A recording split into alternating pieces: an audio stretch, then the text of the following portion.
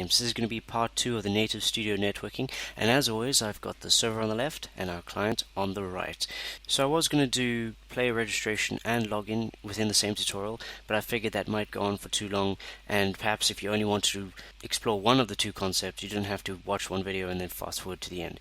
This is going to be registration. So when putting this tutorial together, one thing I did change was create a script that's going to handle the creation and destruction of our notification object, because we were repeating that a lot, and I decided that's not really the way to go. We're going to try keep things as dry as possible, so we don't want to repeat ourselves. So here in scripts in our client, I've created a script called script show notification, and that takes in the text as an argument and creates or destroys the object if it exists, and then creates it, and then it does its own stuff and destroys itself when it fades out. And the server has the exact same script right there. So every time we want to create this little message that says something's happening, all we got to do is run the script and give it a string argument. Cool beans. So because this tutorial is going to be featuring many rooms, one thing we need to do is make sure our controller is persistent. So we're going to go into our object controller, let's bring it down here, and I'm going to click persistence. This pretty much means that its state remains unchanged from room to room. So if I plonk it out in a boot room, then it means that I'll have access to this object in any other room as long as the boot room has been run at least once. So that's a pretty cool thing to notice. Otherwise, what's going to happen is every time we get to a room that has a controller, it's going to be creating a new connection to our server, and we don't want that. We only want one connection to the server at all times. So there we go, that's persistent. That's the first thing we need to do. Next thing, I've created a room called room register. There we go. So I've got a background that says client, and that object at the top left is our controller. So even though we have a connection to the server, it doesn't mean we're logged in or registered. It just means we're now able to communicate to see if we can log in and or register. So let's OK that. We need to create some sort of mechanism to input text and click a button that takes us somewhere else or queries that text against some sort of data structure of data. So I'm going to be implementing my text input output text boxes. You might have seen them in one of my tutorials. I'll put a link in the description as well as on the banner on the screen. If there's any part of what I'm about to show you that you don't understand, it's better to go check it out in those videos, as I go into way more depth. So let's create some groups here. This first group is going to be menus, and then another group here is going to be registration, because I'm also going to have a folder group here called login whenever we get to that. Cool, so we've got registration. So let's create a parent. Again, we're going to keep things very dry. We don't want to repeat ourselves. So wherever we can, let's create parent objects. There we go. It's going to have no sprite. So we're going to be doing everything that's common to all kinds of text boxes right in here. And then we're going to have the children just inherit the code. It's a lot faster and easier to change if we need to at a later stage. Cool, so we're going to have a create event. Again, if you don't understand anything you see here, go check out the tutorial in the description. Things we need. Max width. This is the amount of characters, or pixels exactly, that we can type in to the text box. Set this to 300. We can change this at any time. We need a selected. Which text box is selected? Then we need a blink, set that to false. When we click a text box, does it make this little blink animation that you can see on, off, on, off? We're going to be doing that. TXT is going to be our actual string that each text box is going to be storing. We're going to call an alarm. That's going to be making this blink happen. We're going to have a can-click variable, just in case we want to disable certain text boxes at certain times. We can set that to false, and then they won't be able to be interacted with. Then I'm going to set its x coordinate, so that's the x coordinate of this parent, which means all the children, to the room width divided by 2, so everything is centered. It's going to look a bit more professional. Cool, awesome, so that's everything set up. Let's create that alarm. Here we're going to say blink equals not blink. I think that should be right. It's a little shortcut for if it's true, set it to false. If it's false, set it to true. It should work quite nicely. Otherwise, we can just do it the long way if this doesn't work for some reason. And then we're going to reset our alarm. Very good. Then I'm going to create a draw event. And here we're going to set some fonts. Font main. Our color is going to be make color red, green, blue. This is going to be /Rex Games Lime, which if I remember correctly is 183 to 2431.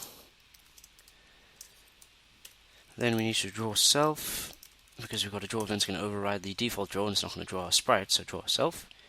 Oh, but we can't draw self, we're in the parent, that's going to freak out. Let's just say draw sprite. Just so that nothing misbehaves.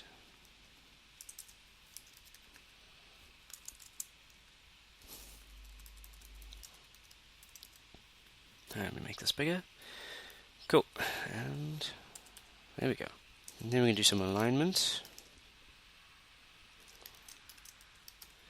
I normally get these confused. I think horizontal alignment is center and vertical alignment, that's middle. Cool beans. So that's setting up our draw text right over there. Cool. Then I'm going to add a key press, any key at the bottom. If selected, so that's like if selected is true, if we're clicking on it. If string width of the keyboard string is less than max width,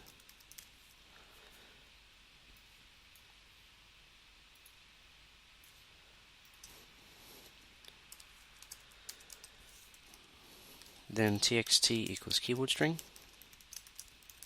to whatever we've got stored in the keyboard string variable, else keyboard string equals txt. Cool, so that'll handle the grabbing of the whatever the user's typing in into this object, which is very awesome. Alright, so that's the parent created. Let's give it a good save. Now we're going to create some of the children.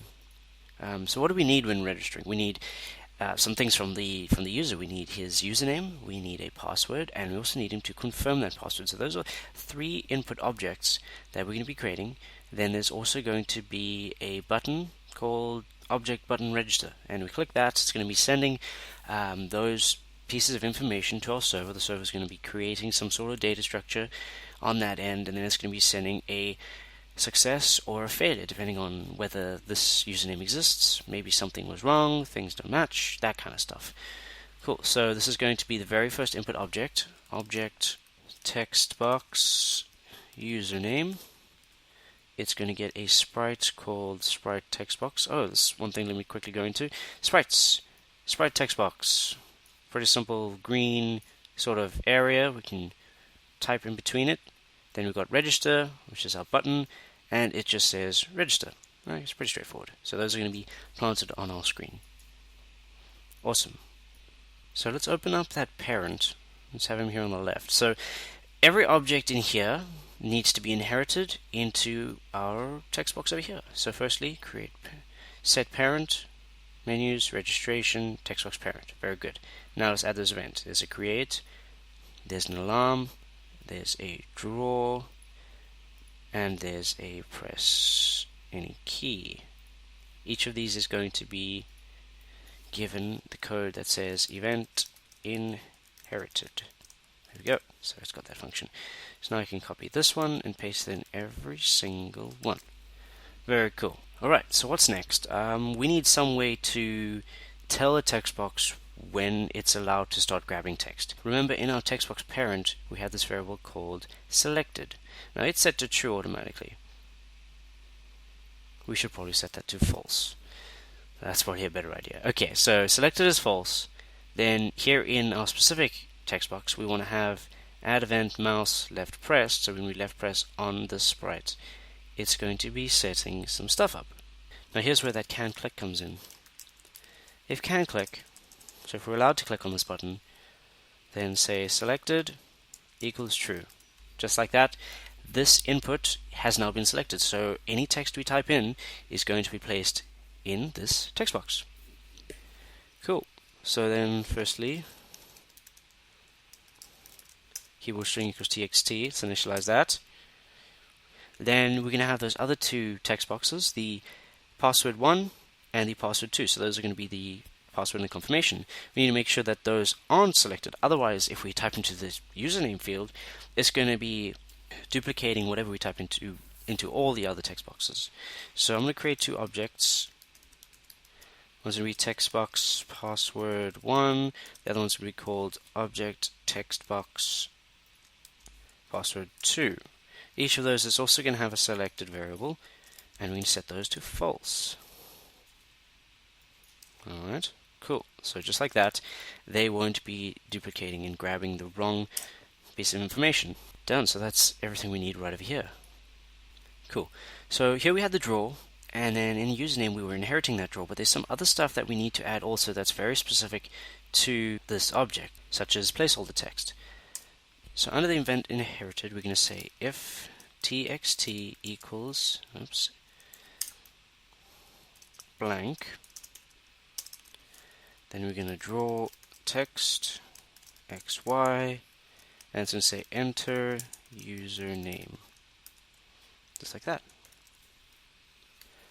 Otherwise, so that's our placeholder. Otherwise, we're going to be drawing the text that the user is entering. If blank equals false, so if not blank, then we're going to be drawing a text that's just straight out what the user is typing. Just like that. Otherwise, I'm going to be drawing whatever's stored in text, but also we're going to append to that this little pipe character.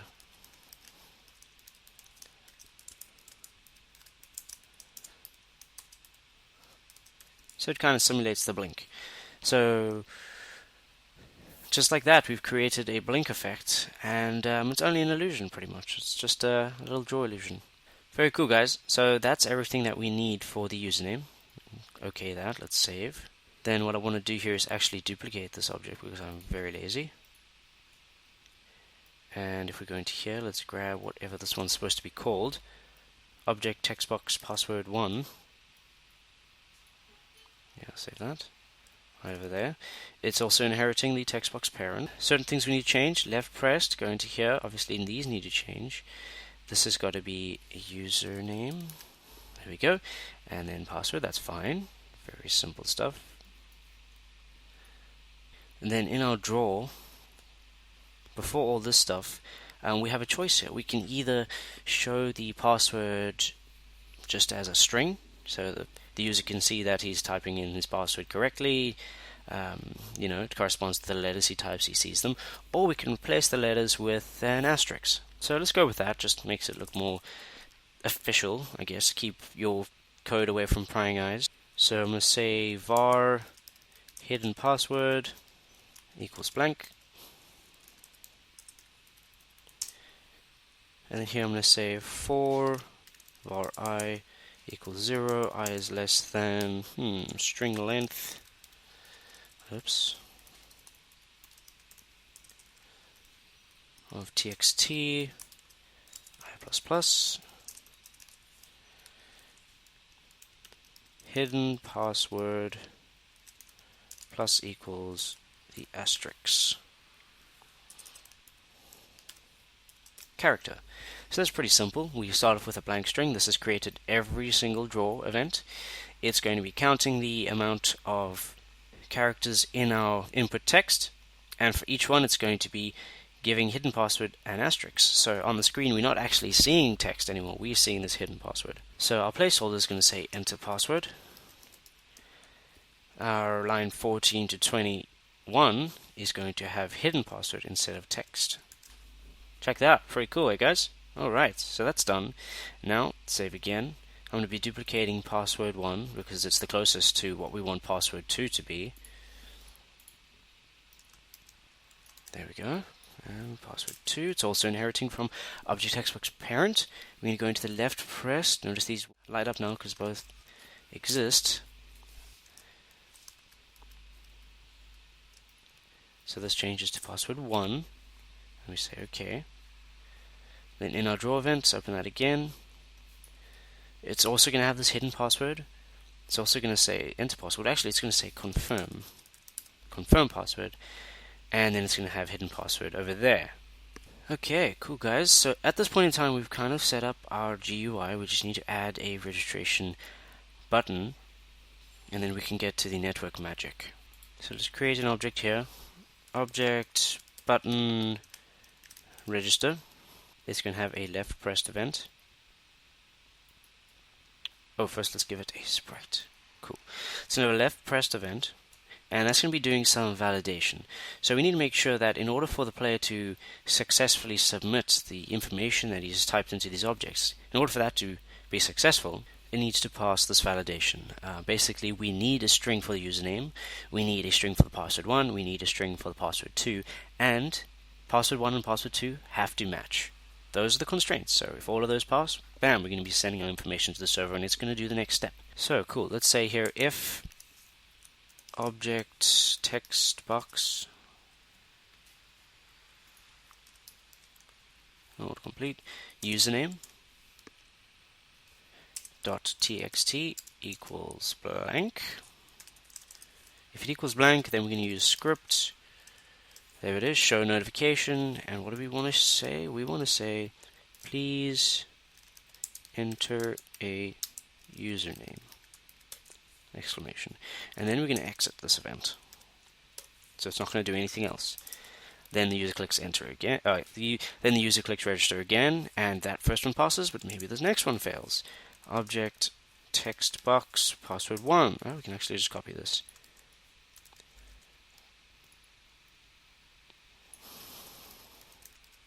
Dot text equals blank. Please enter a password. And then let's copy this one, paste it, and change that to a 2. Please confirm password. Awesome. This is very good.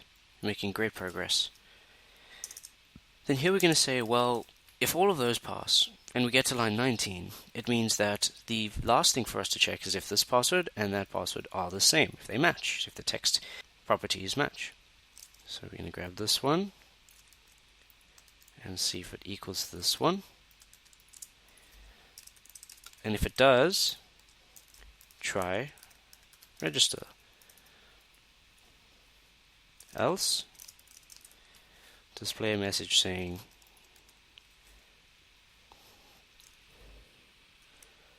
passwords don't match. Very cool. Alright, so now we're going to get into the meat and potatoes of this registration. So we're going to be taking those string components, the username and the password. We don't have to send the password confirmation, remember it's the same thing. So username, password, we're going to be getting the hashed representation of that password, because we don't want our server actually to be storing the passwords. We want the server to be storing representations of them, just in case it's compromised and those passwords can't be used to gain access to players' accounts. So let's grab the information. Var player username, and that's going to be object textbox username dot text. Var player password, that's going to be object textbox password 1 dot text. I mean, you can use that one or that one, doesn't really matter. Then var player password hash is going to be the SHA1 string representation Unicode of our player password. If you don't know what SHA1 is, basically it's a cryptographic hash function to create a representation of the password, and all future logins will be matched against this one. So if I send in a string that says hello world as my password, it's going to be encoding that into a representation. That representation is going to be sent to the server, and if on the server is stored the exact same representation, then it means that the player has entered hello world. But if anyone were to hack my server and grab the information in our data structures that stores our player profiles, he won't be able to see the words hello world as a password. He'll just see, a whole string of something like that. That's what he'll see, some sort of representation of hello world. Do note that SHA1 does have problems, but it's the best hash function we have available to us. So it's just going to have to do for now. Perhaps later on we'll add some salt and whatever just to make it even more unique. Cool. So what next? Well, as always, we seek to the beginning of our buffer. Which buffer? The global buffer. It's our global write buffer. To the start. 0. Done. Cool. We're at the right spot. Next. Buffer write. What do we want to write? The global buffer. We're going to write a U8 as our tag. Tag of 2. Remember, 1 was used for the latency, which means 2 and above is available. Buffer write to our global buffer. Buffer string. This is going to be our username. So let's copy that, paste it in here. Done. Done. Next. The same, but we're going to write the password hash. Done. Then we're going to send this packet. Network. Send packet. Object controller. Dot socket. Remember, we're sending through something that's not the controller, so we need to dot notation that to grab this property. Or we want to send the global buffer. How big is this buffer? Well, let's get buffer.tel to tell us. Cool. So that's it. There we go. We are grabbing the username, grabbing the password. We are hashing up that password, getting its representation as an SHA-1 hash. Then we are seeking to the beginning of our write buffer. We are writing a tag of 2, which is going to be represented as a player registration. Then we are writing our username and our password to our connection, that is to the server. Okay, so that's everything we need to do on the client for now. Let's save that. Let's jump over to our server over here. And remember, as always, it's going to be landing in our controller's networking event, which is going to grab it down here in the network type data. It's going to be passed to script handle incoming packets, that buffer that we sent all the things, and our socket, which is a connection to our player. So let's jump into script handle incoming packets, and I'll show you exactly what we need to do to read out that information. Here we are. So we create the case of 2, which is going to be a registration request. Let's create our skeleton. There we go. Can't go wrong. Now we've got our case set up. We need to read in some things. We need to read in the player name. We need to read in the password hash. And we're going to assume that it's a failure. Response equals 0. So basically, in here we're going to take our player name, see if that player exists. If he does, do nothing, and send the response. So that means response will be 0. On our client, we will be reading that response, and if it's a 0, it means it fails, so show an error message. If it's a 1, which means success, then tell the player he has successfully registered. Cool, so let's grab in this player name using buffer read,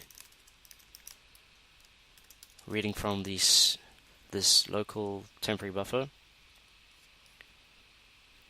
and it's a string. Then our password hash is exactly the same.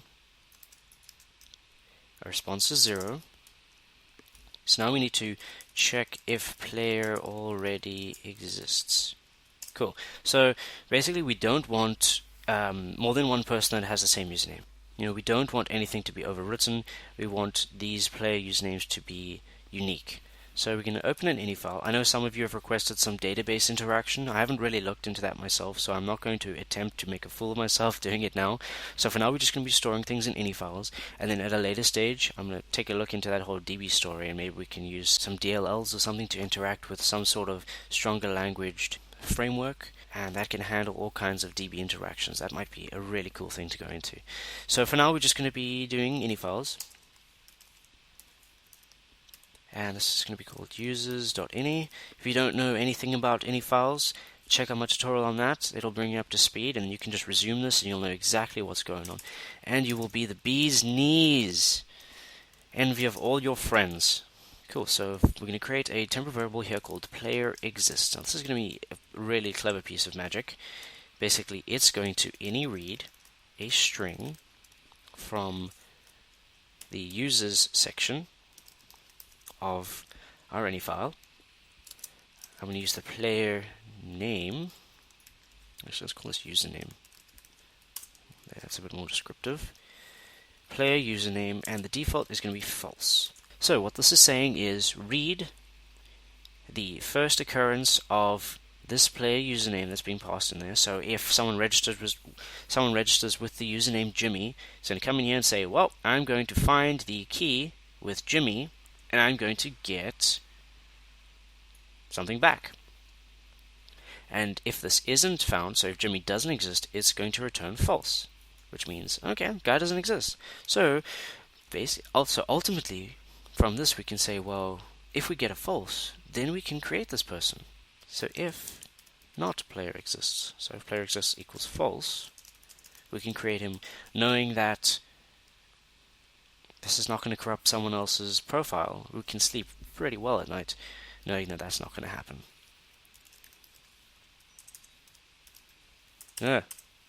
Register any player. That's the section. So any write, remember we've already opened it, it's up there, and just make sure we close it at the end so we can do any kind of any function here on that any file. So any write string to the user section.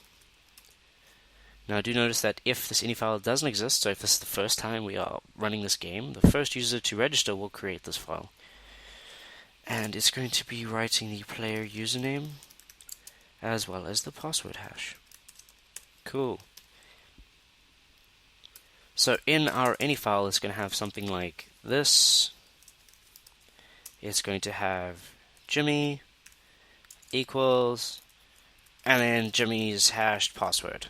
That's what it's going to look like. And then it's going to have the next person, JP equals, and then their hashed story, just like that. Cool. So you can see that if someone gets access to this users.any file, they can grab our usernames, but they can't directly see our password. So if they had to copy this and try login as Jimmy with this hash, it'll fail because that hash will be hashed and it'll create another hash, and that'll be compared to Jimmy and that'll fail. So that's pretty cool stuff, guys.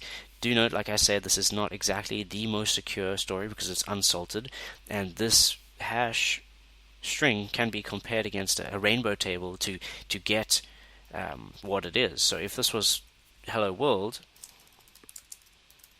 if hello world was Jimmy's password and its hash equivalent was this, if someone had to type this into one of the many rainbow tables that exist on the internet, there's a chance that it will be able to return hello world. It's just a chance. If it doesn't exist in any one of those rainbow tables, then you'll be fine. But it's something that we will be improving upon at a later stage, so do keep that in mind. Cool. So any write string, we're writing the stuff there, the username, the password. Then we need to close this any. I should have actually written this out first. As soon as you open it, I do recommend that you type in the any close function right afterwards and then type everything in between just so that you don't forget. Then we're going to update this response. Set it to 1 for success. And now we need to send response to the client. Tell the client what happened. He doesn't want to sit there and guess if his registration was successful or failed. So let's grab all of this, paste it in here. We don't really need this here. We know exactly what that does. Cool. So we are seeking to the beginning of the buffer. We are writing a to. Remember, try write exactly the same as you received so that you can follow your messages around. We are writing the response, which is also U8, and we are sending the packet. Then I want to create a notification that says something around the lines of a new player has registered. There we go.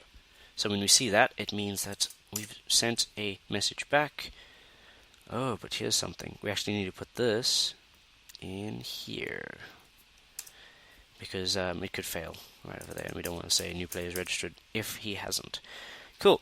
So surprise, surprise, but that's all the stuff we need to do on our server. So we can actually just save that and save that. So that response is going to be sent back to our client. It's going to go into Object Controllers, Networking Event, which is going to be sucked into the one and only case, which is going to take it into Handle Incoming Packets right over there. So let's go check out Handle Incoming Packets. Here it is. And remember, it was a 2. Again, let's create the skeleton. So what were we getting back? It was a 0 if it failed, and a 1 if it succeeded. So let's grab that response.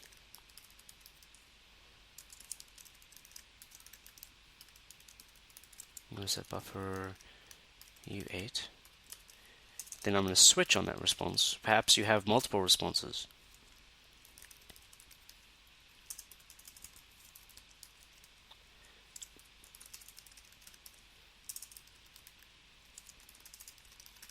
Cool. So 0 was failure. So let's do this here. And 1 was success. So if it fails, all I want to simply do is say script show notification. So if it fails, all I want to do is show a message saying registration failed.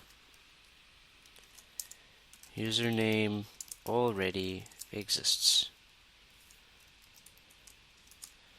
Cool. And if we succeed, we're going to say, oh, we actually don't say anything because we're going to change the room. Room, go to, oops.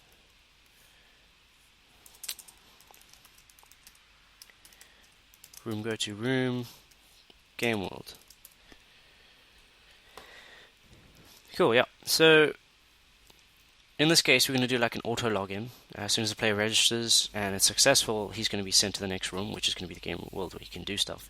If it fails, it's going to say registration failed, and the reason being, in this case, is because the username already exists. So if you wanted to send messages for different kinds of failures, perhaps you getting people to register with their email address, and you only allowing one registration per email, you could send a 2, you could send a 2 that says registration failed, email address is already registered, and then this could be the other one, username already exists. Or something along the lines of your email account has been banned. Maybe someone did something that was very unsavory and you don't want them to ever again join your game. You can do that too. Cool stuff. So last thing, I'm going to go into our game world. I'm going to go into the create event, and here I want to say script show notification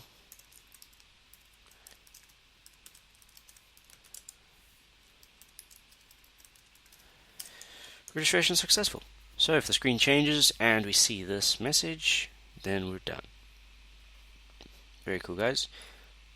So let's go into our registration room, get rid of that grid, and let's create our objects. Need our username. Don't have to center these, it's going to do that automatically. And our password, and our password confirmation. Then we've got our registration button. Let's put these down here. Cool. There. So we enter our username, password 1, password 2. Save, save. I think it's time that we test this out. So I'm not going to guarantee that things will work straight off the bat. There might be some errors, who knows. We can correct them together. Start our server. There it is, server is up. Let's put this on the left. Start a client. There we go, client's initialized. New player has joined. We have one connection. We're getting our latency. It's great. Okay, so click enter username. JP. Enter password. 1, 2, 3, 4, 5. Oh, we need to make sure that that deselects. Gets rid of that. But anyway, confirm password. 1, 3, 2, 4, 5, 6. Register. Passwords don't match. Okay, well this is getting irritating. Let's go out of here. To fix that, we're just going to go into username, password 1 and password 2 and add an extra condition to this one, I think. Not selected. Let's just copy that. That'll just stop it from blinking when it's not supposed to.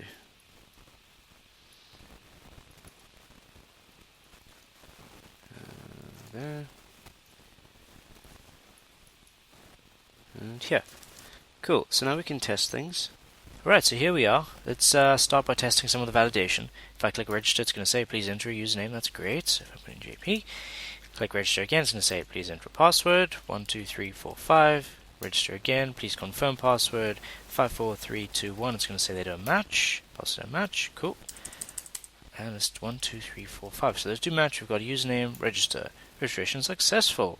Pretty cool. So now, because we've seen that message, it means we sent all that data to the server did all its magic, and it means that we have successfully registered a new player. So if we go to the location where that InUstore is located, which is in your local disk, users, username, app data, local, and the name of the server, in this case it's Studio Networking Server, there'll be an ini file called users.ini. If we go into that,